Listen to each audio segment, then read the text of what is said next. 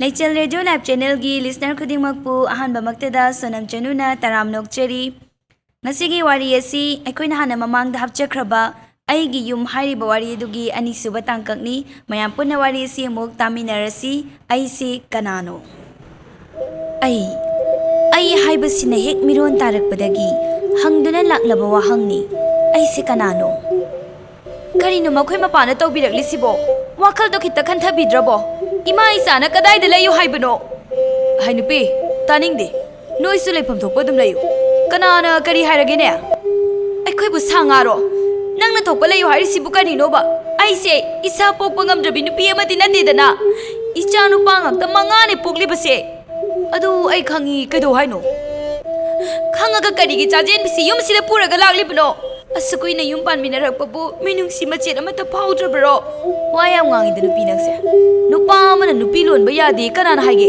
ha lai haktaktagi sanaduna laklaba wafamninge sida nangna aduda hairaga hekta tokadaba nate oh makhoi mapana adu yawna khallagadi phare ima aisa ai koi gai sangoi sida leiba taredana leiningba mafamda layu kanana kari hairage na khoida phare ngasi haiba namisidagi aingonda wahai amata haibirakanu Aisu sidri phawba nakhoidagi ching chara ama phawba ni kharoi nupi nangna adum nangak haigatpa phai inkol sida lege di layu aina lawrurabani na adubo nangbu ichil sina amuk hana kauroi mapuroi bagi wahai singse tabada thabalai mapido aroi akham naidana takhi adubo mahak akhang kanbini piba manga pokpini magi kari watli pungning sontha bayadi ichasing mabuk thannaba hotnage haiduna khangse lakhi Ngasaidagi ngangnari saknari mayamdu kabuk laisu tadaba nate mathada tumliba chahi anita suriba machanupada yengduna lei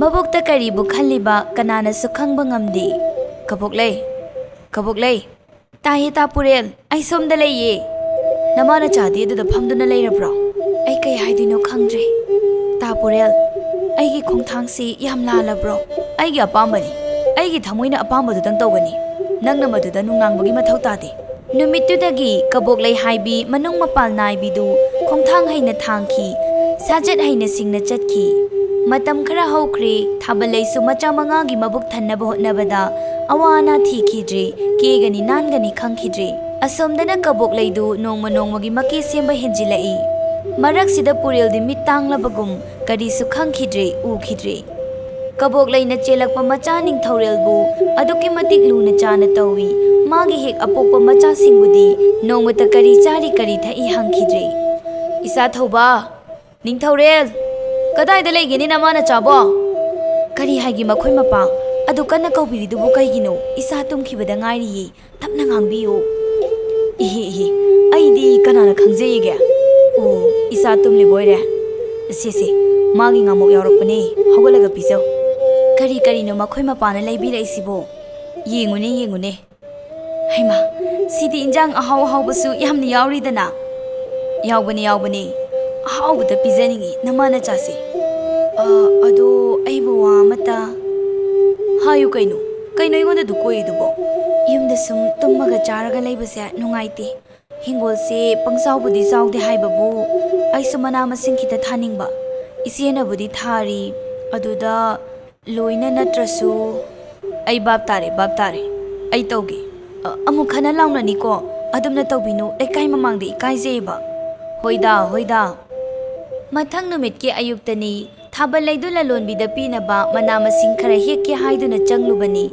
adubu oiramliba phibam du soi lawi bungo asauba bungo tabro tumduna leiriba machanupa ahalbu hawdoi thabal leigi macha singsi ayambana loina chawre Macha ahal di sahi taruk suri mahakti mamagi matung induna imung puba haurabani yai masu sahi mari suri mahangna yumgi thabak ingkhang ingkol sambal kra mateng pangba hauri ahum suba manaw nupaduna makha taba manaw singbu yingsinli mamana khon kaina kaurakpadada phuk hagotli ima kaidorage ihengo toibungo asi hairaga macha nupagi makhuchingduna puraga oiramliba ingkholgi phibamdu yenghalli karino ima oiramliba phibam side Patte ko mi sing se otong na patte ko asuk phana lek law kai hori ba hinjang na pi sing sibu hekta loina yak that pangamba ima ai mi haninge Ngasaydagi mama machana tawriba mawongdu uribani kabok laisu wa amata hairamde mahak tanjadada mapuroiba tholaktuna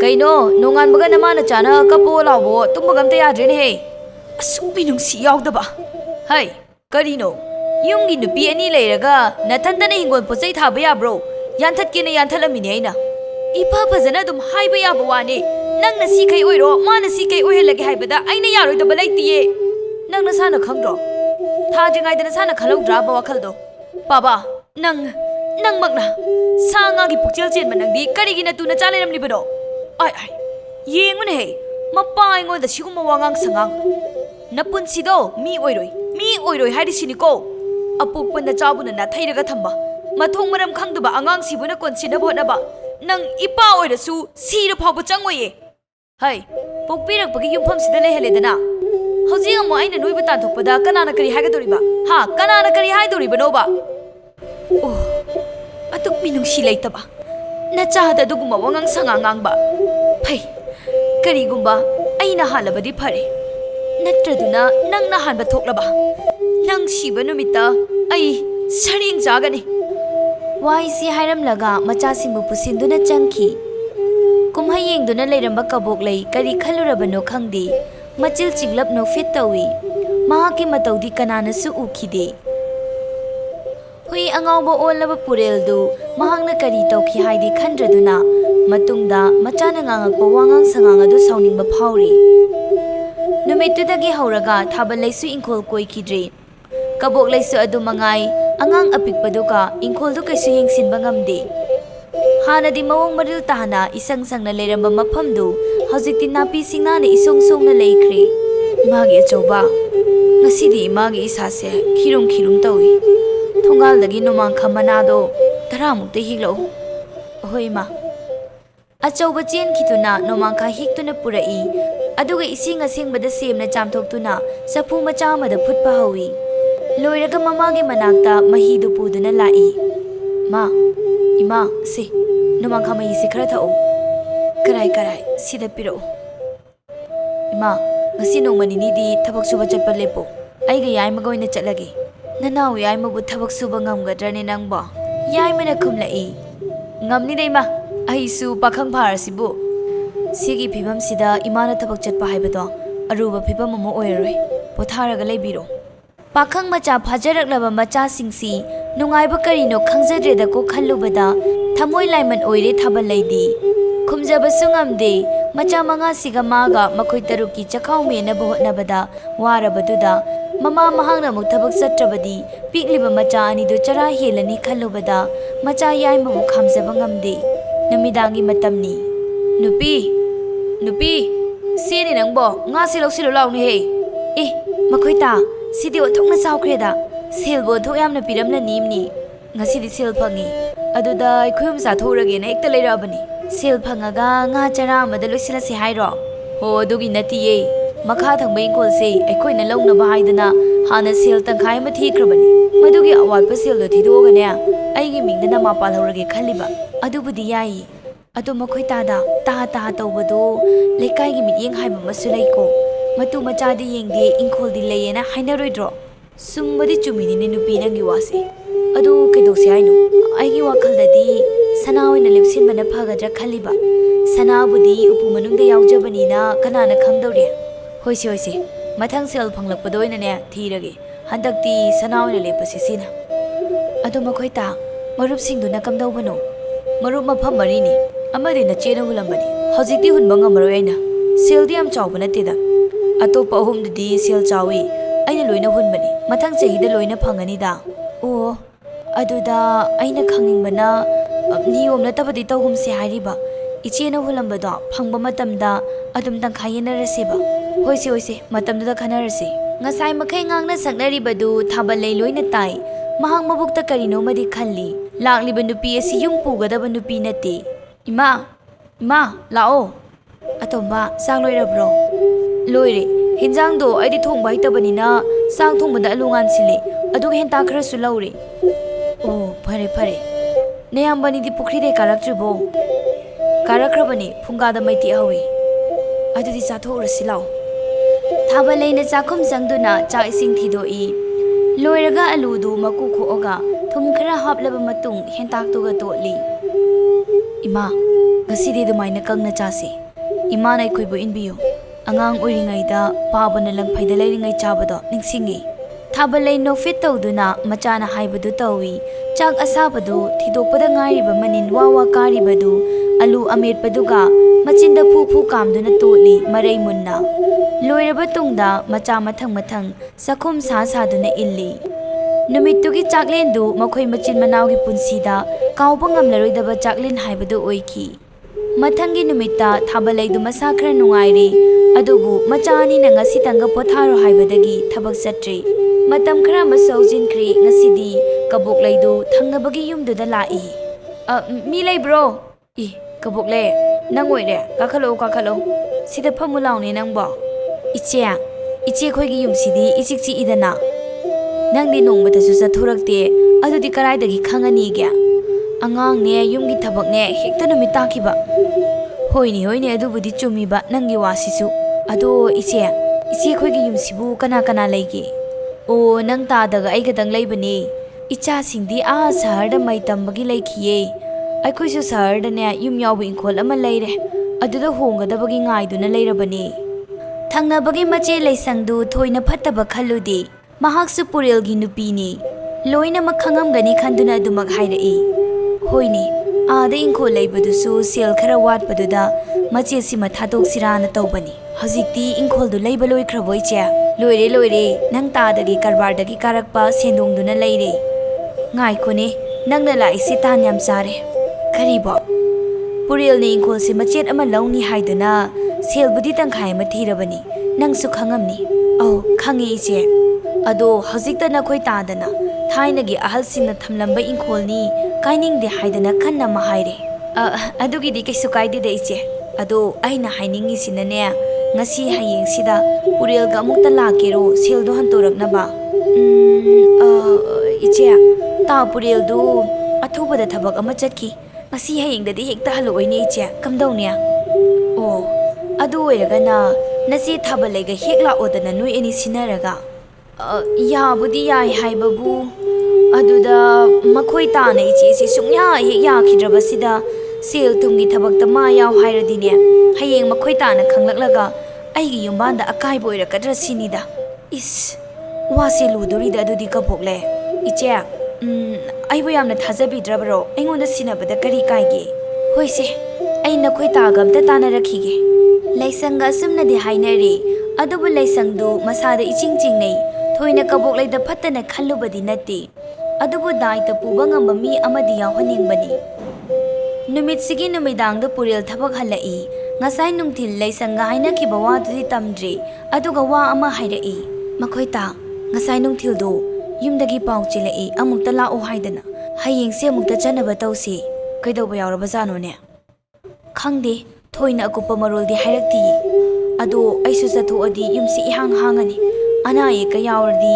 makhoita na nongini da imagi manakta leibiyu haibabu yaida nangi imadi aigisu imani kaino nongmani ni hek leithokpa haiduni matanta leibaduda mabukni nungsiramgani ado nangsu chalusidana aisi yamdi chatningi leiba yen nganu hui hodong singse nongma machinjak hundadana mafam marang khanglaroi aduna makhoita ga aiga muk sinaraga leisi nongnini hek leina ba haiduni hoi adudi hayeng aina pugadaba firoldo nang haipit yengu hoi ayeng jaragi sak loiri saksi chathokpiru hayeng kharanga na chatkinaba lamse thapanina kabok leina hek sinduna nongnini si Purel bu thaidongna bo hotnei mapuroi babu chak pijaduna potha hankhri somdana leisang matai manau do wari tauri ngasai kabok leiga sanaba wari do tamduna tahalli mahaki nupa chaurel na wakhal munna khallaba tungda aidi hangchit yumsi thadokuna chatkadawribani hayeng sida thabak ayamba loisilagena khanbani farak tadawrida adu oiragana matam khara leiraga chanasiro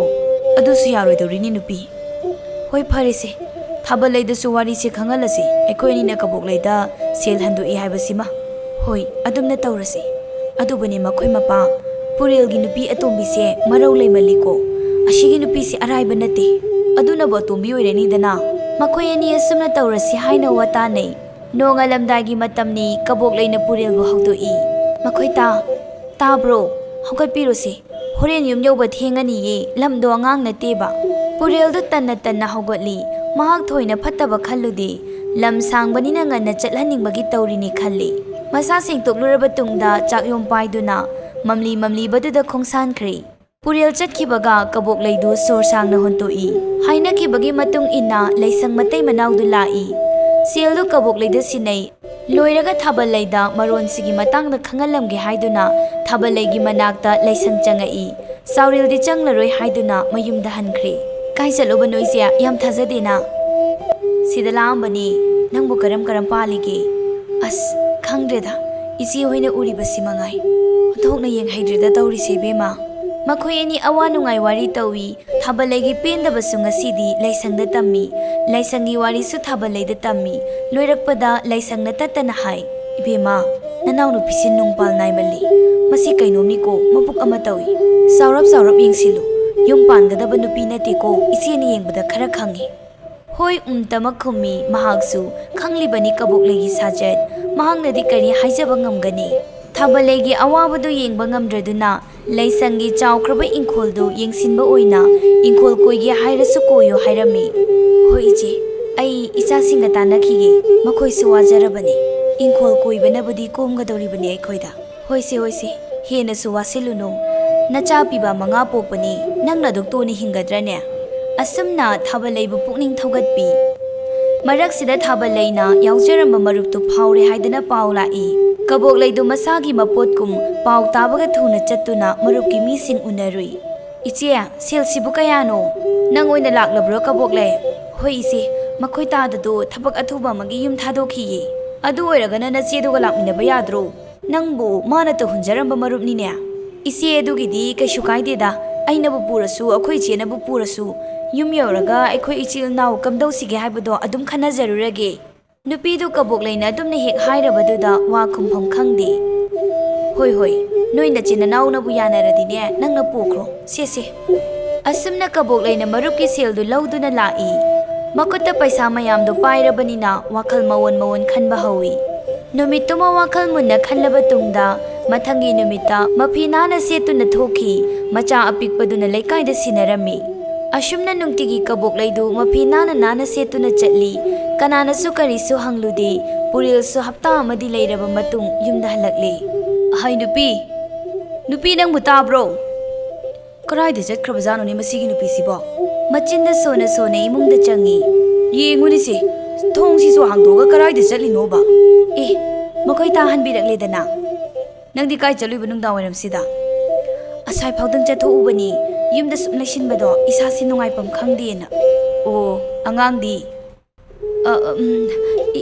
Iche mem sahoida lehawi makhoi leisabi macha mayam duga sanaraga lehawi nungdang oira kadore loksan birurodana tanjadada memcha na makhut samduna angang du puduna lai memcha si masagi makhol mawa khara chawi thongal changakpadagi lauduna hairai kabok leibe ma nangbo halaktribrane he angang senga saidagi kappada memcha gi wada tabada kabok le lawai sali phachen thoktuna memcha gi manak chen sinduna mamit o manawo sangdoktuna ingit irang tawi matawduda memcha du noktum nokning lura male hai kabok leibe ma naming naga kabok lei kausile thongal daga hojile haiba ipa ipugi pawro amadi leibani ko se na cha se lahoro asi hairam laga memcha thongal da thoki memcha ga kabok leiga gi matawdu purel mapungning da karino na khalli adubu lamsang chalubagi wabaga thoina khanjiluba tawdi imung sangkhiduna mafi marol hongdoktuna pothai matam kharagi matungdadi purel masado kainoma tawba haurai masado machi chingbagum kaigum ihai hainingbasu phaude kabok leidi kaisu khangdaba saduna lei asomdana thabalei mama machana kanna hotnaduna laisang khoigi ingkholda mana masing thaduna sel tali hojikti makhoigi imungdu khitang saphaba haibadu oiri saba thakpa watre masagi mathona kanbana nongmata thabaleina purelgi maika yengkhidre hainupi isa se hentak marak ihai hainingdabra kainoma tawini he kaisoira moidanupa nongthi nongmangbagi isado thintok poiramni khangde ai tasingna nungaitre amaiba maibi yengthokadra khangdre tawrise hoise ai horen kanano akhang ahi tanaruragi numittugi nungthildani kaboklegi haunabi maphinana setuna dumak chatki salamdaida purelda hairami Makoita, angangsing acting biramu. Ai kana dano mukta, makoita gi anabasi tanazarugi. Thabale, is, ontongna phajakreda ingkolgi mana masing sidia. Ontongna wana honaramibu. Haima, ichia, sida sumla iro, kai chaloino. Nang amukta unaragena la ini. Sango, sida phamslao. Hai soaibani thabale ibema. Nacha sing asigon thongna thabakan kreda. As kanana khangni ichia. Si bayadabani na honari bahai baduni. Thabale, adu yamna sunabu ningson thanuda. Hoise, ado isi lakbabu kai leirage. Ai wam tahudoki na laini. Isi na haidori bawase, higai wane haibadi khanganuko. Hayu ichi kai wano ba. Nakoi na naunu pi kabuk leisi. Kai do bayawrage isi. Hai, pakhat kanu. Ai tamna haigi. Hoi, makata biyo isi. Ai ga thengnarisi anirak ahumlak suri. Nupa amaga yamna naksinaduna chatminainya. Sida sunati. Aigi inaw nupi ama nusithil khulda leibado khangidana. Khangi isi. Ho adugi yumthangnaba amai bulu khoido. Adugi amai badudi lekai wathok oigibadu natro isi. Mani. Aduga sutoina loinaba uiyena aigi inaw nupi na hairi imni. Khangde da ichi. Makhoi mapado hantang nongmani ni si thabak chatpasu udi. Masasu yamna sona ui. Hangudau sumagi moongduna ngamdri. Adu boba, aishu sigi wasi puril da haiba yabani. Adubo magi moongduda yum kainagadra pakhatana nangonda tamisini. Mitna kongda su oihoidana ichena hairibasina. Hoise, adubudi chumi. Ado ikhoina di kari upaile. Mana chaba yaba matong khanduna chathokraga oi hairakanduda ikhoina mo khulauba haibaduni. Haisu haibani ngamdi ngame he nakhoigi ne nanaw nupisi. Aidi masi yam chingnei ko mari makhungsu khangde. Masindadi ito na ngangi atubu nungda chi iko aidi haibiri sini. Sumi si adugi budi ai sumasi kari lamdagi no haiba ngasi phawba khangdri. Nongmata su wa ngangnarudi mapamdo yamna di lapa mali. Swaida makhoigi mari mata kana su laite. Magi mari makhung khangba mi leiradi karino karam tawbano hangnaba yaba. Aina tabada nakhoigi ingkholgi seldo leisang matai manawna hando ame taine. Hoi handokre hayi. Matamdo makhoi tasu laite seldo mana pairamgani. Aduda sunati da ichi aina yauramba marupto phangkre hai. Adu sumaron mari kemta hairakte aisu onsinaba tandana hangude. Adudi pureldi khangamgadra. Khangamdo mandi da ichi. Adudi made to kyamba seldo kaida thamliba. Khangde da ichi. Luriba phibamni na khoigise. Khangdre karibo haigadabanu. Numidangi matamni kabok lei chak loiduna sakhumda chak thiri.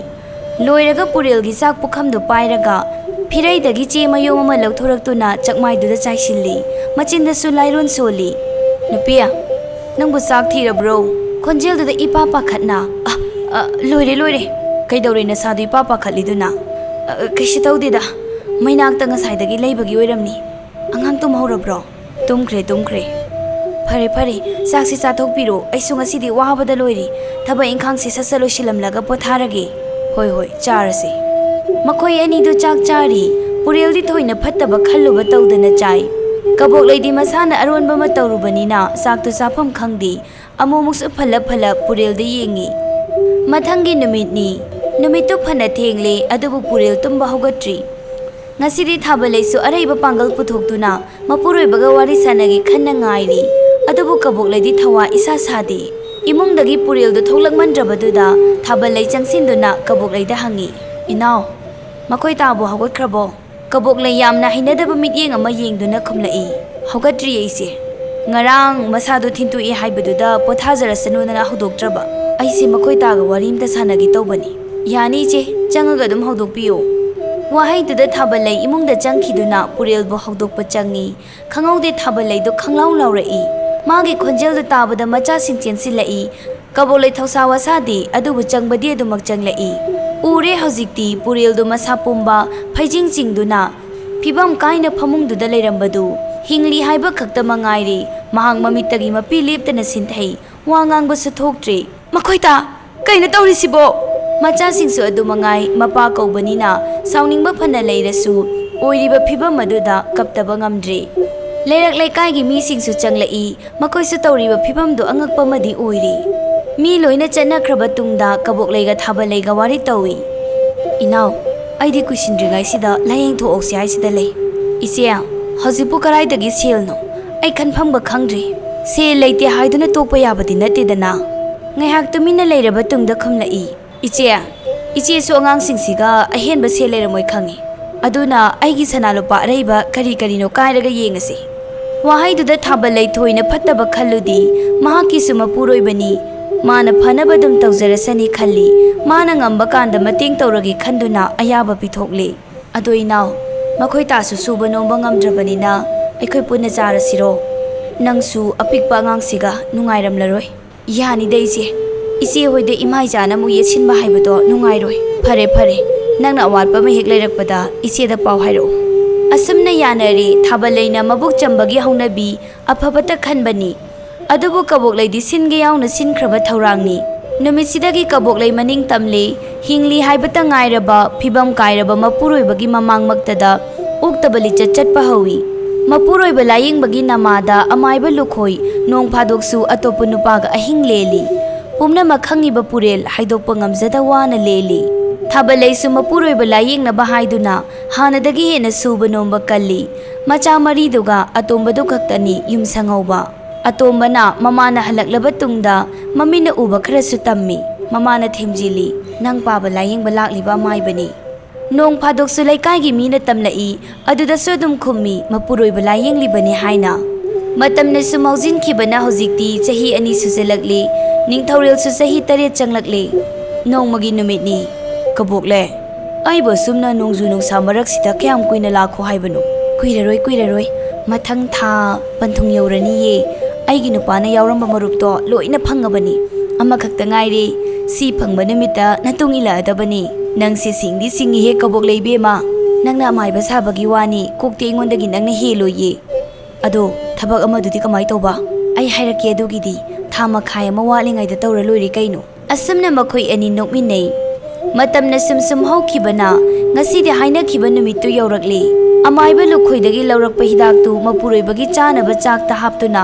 ꯃꯈꯨꯠꯃꯛꯅ ꯏꯟꯗꯨꯅ ꯄꯤꯖꯩ ꯉꯥꯏꯍꯥꯛꯀꯤ ꯃꯇꯨꯡꯗ ꯄꯨꯔꯦꯜꯗꯨ ꯂꯣꯡꯕ ꯊꯦꯛꯄ ꯇꯧꯔꯝꯗꯨꯅ ꯃꯍꯥꯛꯀꯤ ꯑꯔꯣꯏꯕ ꯃꯤꯀꯨꯞ ꯑꯣꯏꯈꯤ ꯉꯥꯏꯍꯥꯛ ꯂꯩꯔꯕ ꯃꯇꯨꯡ ꯀꯕꯣꯛꯂꯩꯅ ꯀꯞꯁꯤꯟ ꯂꯥꯎꯁꯤꯟꯅꯗꯨꯅ ꯃꯤ ꯀꯧꯈꯤ ꯊꯥꯕꯜꯂꯩ ꯆꯪꯁꯤꯜꯂꯛꯇꯨꯅ ꯃꯄꯨꯔꯣꯏꯕꯕꯨ ꯀꯣꯟꯈꯠꯇꯨꯅ ꯀꯞꯄꯤ ꯁꯥꯎꯅꯤꯡꯕꯅ ꯄꯉꯥꯡ ꯉꯥꯡꯈ꯭ꯔꯕꯁꯨ ꯉꯁꯤꯗꯤ ꯃꯍꯥꯛ ꯂꯨꯈ꯭ꯔꯥꯕꯤ ꯍꯥꯏꯕꯗꯨ ꯑꯣꯏꯔꯦ ꯈꯜꯂꯨꯕꯗ ꯑꯉꯥꯎꯕꯤ ꯑꯣꯏꯈꯤ ꯄꯨꯔꯦꯜꯒꯤ ꯃꯊꯧ ꯃꯉꯝ ꯂꯣꯏꯁꯤꯟꯈ꯭ꯔꯦ ꯄꯤꯛꯇꯛꯅ ꯁꯤꯟꯈꯤ ꯂꯥꯟꯅ ꯊꯧꯔꯝꯗ ꯇꯥꯔꯛꯄ ꯄꯣꯠꯌꯦꯡ ꯁꯦꯜ ꯄꯨꯝꯕ ꯀꯕꯣꯛꯂꯩꯅ ꯄꯥꯏꯁꯤꯜꯂꯤ ꯃꯗꯨ ꯄꯨꯝꯕ ꯊꯥꯕꯜꯂꯩ ꯋꯥꯈꯜ ꯇꯧꯔꯨꯗꯦ ꯃꯄꯨꯔꯣꯏꯕ ꯀꯥꯏꯅꯕꯒꯤ ꯆꯩꯅꯥ ꯈꯥꯡꯂꯤ ꯂꯥꯟꯅ ꯊꯧꯔꯝ ꯂꯣꯏꯕꯒꯤ ꯅꯣꯡꯉꯥꯟꯕꯒ ꯃꯔꯨꯞꯀꯤ ꯁꯦꯜ ꯊꯤꯟꯕ ꯂꯥꯛꯏ ꯀꯕꯣꯛꯂꯩꯗꯨ ꯃꯤꯔꯛ ꯅꯥꯔꯛ ꯌꯦꯡꯗꯨꯅ ꯁꯦꯜ ꯂꯧꯁꯤꯜꯂꯤ ꯑꯗꯨꯒ ꯏꯃꯨꯡꯗ ꯊꯨꯅ ꯆꯪꯈꯤ ꯃꯇꯧꯗꯨꯗ ꯁꯦꯜ ꯄꯤꯕ ꯂꯥꯛꯄ ꯃꯤꯗꯨ ꯏꯉꯛꯉꯛꯏ ꯅꯨꯃꯤꯗꯥꯡꯒꯤ ꯃꯇꯝꯅꯤ ꯅꯤꯡꯊꯧꯔꯦꯜꯗꯨ ꯋꯥ ꯀꯞꯄꯤ ꯅꯤꯡꯊꯧꯔꯦꯜ ꯅꯪꯕꯨ ꯀꯞꯀꯅꯣꯃꯤ ꯅꯃꯥꯗꯨꯕꯨ ꯀꯔꯥꯏꯗ ꯆꯠꯅꯤ ꯍꯥꯏꯔꯝꯒꯦꯕ ꯈꯪꯗꯦ ꯃꯥꯕꯣ ꯑꯩꯉꯣꯟꯗꯁꯨ ꯍꯥꯏꯗꯦ ꯑꯩ ꯇꯨꯝꯃꯣ ꯍꯥꯏꯔꯒ ꯐꯃꯨꯡꯗ ꯁꯨꯃꯝꯃꯤꯅꯦ ꯃꯇꯝꯅ ꯁꯨꯝ ꯊꯦꯡꯖꯤꯜꯂꯛꯄꯗꯨꯗ ꯊꯥꯕꯜꯂꯩꯗꯨ ꯆꯤꯡꯅꯔꯛꯏ ꯑꯁꯨꯝꯅ ꯅꯨꯡꯗꯥꯡꯗꯨꯃ ꯅꯤꯡꯊꯧꯔꯦꯜꯕꯨ ꯃꯌꯥꯝ ꯆꯪꯗꯨꯅ ꯊꯦꯝꯕꯤꯔꯤ ꯃꯊꯪꯒꯤ ꯅꯨꯃꯤꯠꯇ ꯃꯤꯁꯤꯡꯗꯨ ꯁꯪꯒꯨ ꯀꯣꯏꯆꯦꯟ ꯆꯦꯜꯂꯤ ꯀꯗꯥꯏꯗꯅꯣꯅꯦ ꯅꯣꯏꯅ ꯍꯥꯏꯔꯤꯁꯤꯕꯣ ꯈꯪꯗꯦ ꯏꯟꯗꯣꯟ ꯀꯅꯥꯅꯤ ꯍꯥꯏꯕꯅꯣ ꯃꯤꯗꯨꯕꯣ ꯈꯪꯗꯦꯗ ꯑꯉꯥꯡꯁꯥ ꯅꯨꯄꯤꯅꯤ ꯍꯥꯏꯒꯨꯝꯁꯨ ꯇꯧꯏ ꯈꯔ ꯑꯃꯅ ꯃꯈꯣꯏꯗ ꯄꯥꯎ ꯄꯤꯔꯨꯆꯣ ꯃꯣꯏ ꯃꯤ ꯀꯧꯔꯨꯆꯣꯁꯨ ꯍꯥꯏꯅꯩ ꯑꯁꯨꯝꯅ ꯃꯍꯩ ꯍꯥꯏꯅꯗꯨꯅ ꯆꯦꯟꯆꯠ ꯇꯧꯗꯨꯅ ꯑꯃꯨꯛ ꯆꯦꯜꯂꯤ ꯊꯥꯕꯜꯂꯩ ꯇꯥꯕ꯭ꯔꯅꯦ ꯅꯣꯏꯕꯣ ꯀꯔꯤ ꯍꯥꯏꯒꯦ ꯇꯥꯗ ꯅꯈꯣꯏꯕꯨ ꯄꯥꯎ ꯑꯃ ꯇꯥꯗꯕ꯭ꯔꯣ ꯇꯥꯗꯦꯕꯨ ꯀꯔꯤ ꯄꯥꯎꯅꯣ ꯇꯥꯗ ꯍꯩ ꯅꯪꯒꯤ ꯅꯅꯥꯎꯅꯨꯄꯤꯗꯣ ꯃꯈꯥ ꯊꯪꯕ ꯆꯨꯊꯦꯛꯇ ꯁꯤꯗꯨꯅ ꯇꯥꯔꯒ ꯂꯩꯍꯧꯔꯦꯅꯦ ꯄꯣꯠꯌꯣꯝ ꯑꯃꯁꯨ ꯃꯅꯥꯛꯇ ꯇꯥꯍꯧꯏ ꯃꯐꯤ ꯃꯔꯣꯟ ꯃꯥꯜꯂꯤꯅꯦ ꯀꯔꯤ ꯍꯥꯏꯕ ꯊꯤꯟꯊꯔꯅꯨꯅꯦ ꯑꯉꯥꯡꯁꯥ ꯅꯣꯏꯕꯣ ꯑꯝꯇ ꯂꯥꯛꯑꯒ ꯌꯦꯡꯉꯨ ꯂꯥꯎꯅꯦ ꯊꯥꯕꯜꯂꯩꯗꯨ ꯆꯦꯟꯆꯠ ꯇꯧꯗꯨꯅ ꯆꯠꯈꯤ ꯎꯔꯦ ꯍꯧꯖꯤꯛꯇꯤ ꯃꯥꯁꯨ ꯀꯕꯣꯛꯂꯩꯗꯨ ꯃꯉꯛꯇ ꯂꯥꯍꯠꯇꯨꯅ ꯍꯥꯠꯂꯝꯕꯅꯤ ꯃꯅꯥꯛꯇ ꯃꯐꯤ ꯑꯌꯣꯝꯕ ꯑꯃꯁꯨ ꯇꯥꯗꯨꯅ ꯂꯩ ꯅꯥꯀꯟꯗꯒꯤ ꯅꯨꯄꯤ ꯈꯔ ꯁꯣꯟꯊꯥꯡꯅꯅ ꯉꯥꯡꯅꯩ ꯑꯣ ꯆꯨꯝꯃꯦꯗꯅ ꯉꯔꯥꯡ ꯑꯩꯒꯤ ꯅꯨꯄꯥꯅ ꯊꯕꯛ ꯍꯜꯂꯛꯄꯗ ꯃꯁꯤꯒꯤ ꯀꯕꯣꯛꯂꯩ ꯍꯥꯏꯕꯤꯁꯦ ꯅꯨꯄꯥ ꯑꯃꯒ ꯆꯠꯃꯤꯟꯅꯕ ꯎꯈꯤꯅ ꯇꯝꯃꯤ ꯃꯋꯥꯒꯤ ꯂꯥꯟꯅ ꯊꯧꯔꯝ ꯅꯣꯡꯉꯥꯟꯕꯒ ꯃꯋꯥ ꯅꯥꯏꯗꯣꯏ ꯇꯧꯔꯤꯕ ꯃꯣꯏꯒꯨꯝꯕꯁꯤꯗꯅꯤꯅꯦ ꯃꯣꯏꯒꯨꯝꯕꯁꯤꯗꯤ ꯁꯤꯁꯅꯨ ꯁꯤꯕꯅ ꯃꯇꯤꯛ ꯆꯥꯕꯅꯤ ꯑꯗꯣ ꯉꯥꯏꯈꯣꯅꯦ ꯑꯩꯒꯤ ꯅꯨꯄꯥꯅ ꯍꯥꯏꯕꯗ ꯄꯣꯠꯌꯣꯝꯗꯣ 2 ꯁꯨꯏ ꯍꯥꯏꯌꯦ ꯑꯗꯨꯗꯤ ꯑꯃ ꯀꯥꯏ ꯆꯠꯈ꯭ꯔꯕ ꯁꯦꯜ ꯃꯌꯣꯝ ꯑꯣꯏꯔꯝꯅꯤꯌꯦ ꯑꯗꯨꯗꯤ ꯅꯨꯄꯥꯗꯨꯅ ꯁꯦꯜꯗꯨ ꯄꯨꯈ꯭ꯔꯒ ꯍꯥꯠꯇꯣꯛꯑꯒ ꯊꯝꯂꯝꯕ ꯇꯥꯔꯦꯅꯦ ꯍꯣ ꯑꯗꯨ ꯆꯨꯝꯗꯣꯏꯕ ꯅꯨꯄꯥꯗꯨꯕꯨ ꯀꯅꯥ ꯑꯣꯏꯖꯥꯠꯅꯣ ꯑꯩꯗꯤ ꯑꯃꯥꯏꯕꯗꯣ ꯃꯥꯜꯂꯤꯕꯨ ꯍꯥꯏ ꯑꯃꯥꯏꯕꯗꯨꯗꯤ ꯃꯄꯨꯔꯣꯏꯕ ꯂꯥꯌꯦꯡꯕ ꯂꯥꯛꯄꯅꯦ ꯍꯥꯏꯗꯨꯗꯤ ꯃꯗꯨ ꯅꯠꯇꯕ ꯅꯨꯄꯥ 1 2 3 4 ꯁꯨꯕꯅꯤꯅꯦ ꯒ꯭ꯌꯥꯟ ꯑꯃ ꯇꯥꯄꯣꯠꯇꯦꯗ Ho khangzadre akhoi makoi gi sigumba wari sidi sumthang makhong thibagum thoi eduni oiroi da bawari ni ho maram chat oktradi siraga taba natradi kaidawrunia thabalai upai leite hojikti chenba yararoi makok thakta potlum khutingmak ta haure kaboklegi mathau mangam suloi khre hojikti laisangdu noma laktana wari tawi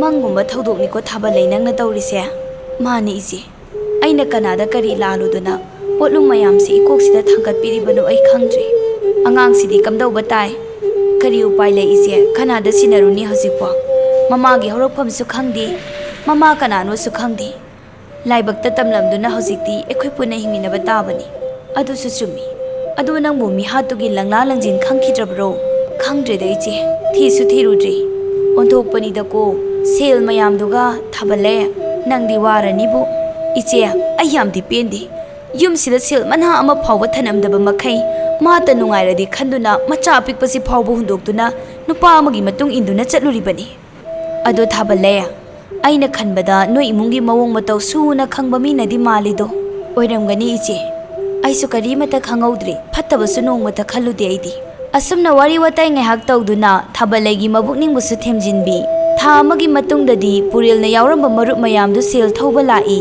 thabalei wakhal munna khallaba tungda ingkhol machet ama yonduna marupki selsing pathoknaraga loiba phawbagi sel pithokri masigi matungdagi mama macha makhoigai sel kanna tanduna hotnarai hojikti macha singdu mapung marei pharabani nupi angang thibasu yaure masa masa na hotnajaduna law machet makai amasu lepsinjari matam sida ningthaureldu chahi 10 ga mari manga surakle mama na masa kallingai dadi thoina tathi tawoina tawramdi adubu mama na solaklaba matam makoina nupi angang thiraklaba matam sidadi ningthaureldu imung sidai hingbada tasengna waba haibadu oire numitu nungdang wairamgi mamli ba matamni ningthaureldu sanmange bido hanjalakte haiduna koithi thiri thiba yaba thiraba tungda upai leitraduna makha su theki mi sangna khidraba mongsong marak aduda changlaga thirage khanduna lepkhre tandi talihe songna marola ma songiba masigi chu thekse ihai hainadana leiringai tungdagi sor sor lawba makhola ma tarak paduda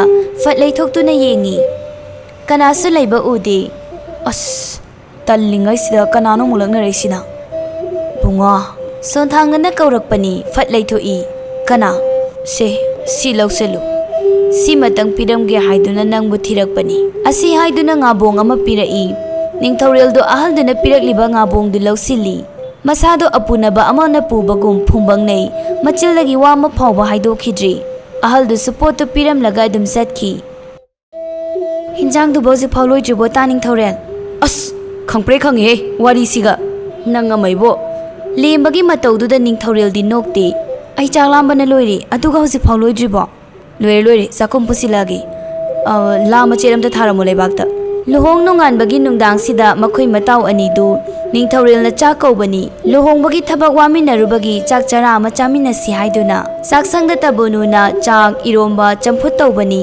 aduga mapalda leirang semduna ningthaurel na nga thonglai matawani na manakta phamduna haukraba wari lihanbani chak ising toklaba tungda mataw ani du asai phau thinbiruri hanjilakpada tabanu du mangolda phamduna leirammi kaidawre wadribo tumuro yadribo nangbo kaidawre wadribo tumuro yadro nangbo taning thaurel kaidawrage nangsi yam nungsi matamduda nangsi yam waramni ko nangsu wari singdo tahobro angawbisidi hana warasu hojikti aigi kari watlige nangni nakta leirasidi matang asida aise kanano hariba wari asi lusinjari athuba matamda wari asigi makha taba tangkak amuk puduna laksage